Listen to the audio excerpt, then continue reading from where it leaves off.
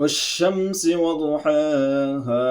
والقمر إذا تلاها والنهار إذا جلاها والليل إذا يغشاها والسماء وما بناها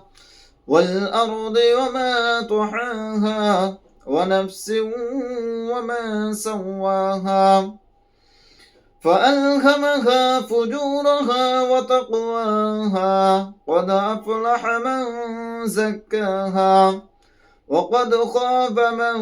دساها كذبت ثمود بطغواها إذ انبعث أشقاها